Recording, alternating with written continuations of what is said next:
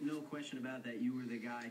I just want to know if there was ever a point in the series that you thought, man, I don't know if I'm going to be able to get this done after the whole. I can't let it slip away. I mean, for sure, after you go to Jacksonville, definitely on a high, and I think it was a 26 or 27-point lead, and then you leave there with 7, and then Toronto the next weekend, another weekend, and it's like, man, I need to really get it. I need to pull it together and, salvage what I can before pretty soon I'll be, a few points down, and all of a sudden it'll be the end of the season. I never thought it was going to slip away, but it was definitely, eating away at the inside of me that, that I've won so many races already. I need to get myself back on track.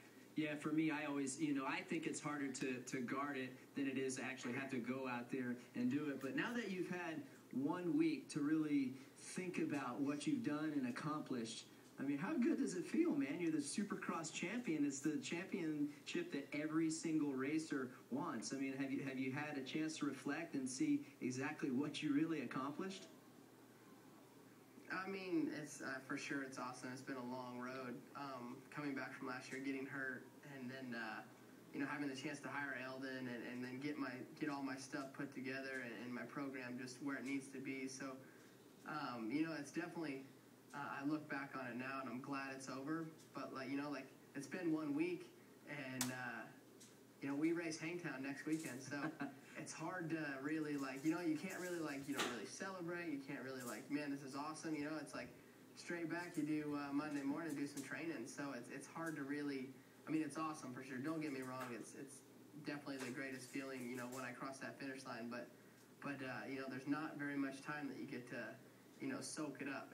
It's right back on the bicycle.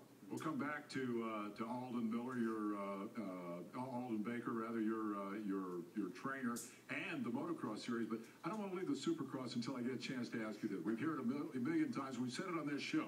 James Stewart's the fastest guy out there. We saw at the final Kevin Windham doing these outrageous jumps for a man his age, determined that he was going to try to match James' speed, and they both end up on the ground. I think 2 questions come out of that. 1, would you concede that James is the fastest guy out there? And 2, when he takes off like that, how do you react? Because you're the guy sitting here tonight, not James Stewart. It's definitely not going to say he's not the fastest man out there for sure. But our racing is 20 laps. It's not, 1 lap, 2 lap. You got to be able to string 20 of them together. And definitely, obviously, everybody's seen that's where he struggled this year was stringing those really fast laps together before it would bite him. So, and then you want to go back to Vegas. I think Kevin was right there. Kevin was definitely putting in the push and staying right with him. So, on that type of technical track where you have to be just so precise, that's where Kevin's really going to shine. And I think he would have. I mean, I don't know for the 20 laps, fitness-wise, but I definitely think he was going to put a stab in there to see if he could get back around James. Let me follow on the fitness thing. You mentioned the bicycle and only having a week off before you dive back into the National Series. It's very different. It's 12 races on natural terrain, outdoor tracks.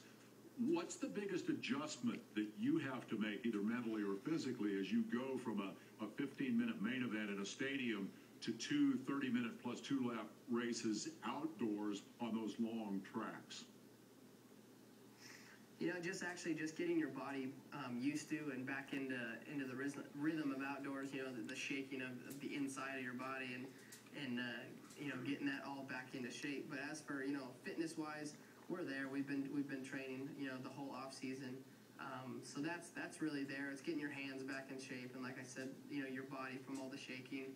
And I kind of consider myself outdoors comes a little bit easier to me, kind of like it did for Ricky. So, I'm definitely looking forward to it. I mean, I can't wait. I haven't raced outdoors in 2 years. So, like I said, I'm definitely looking forward to getting started.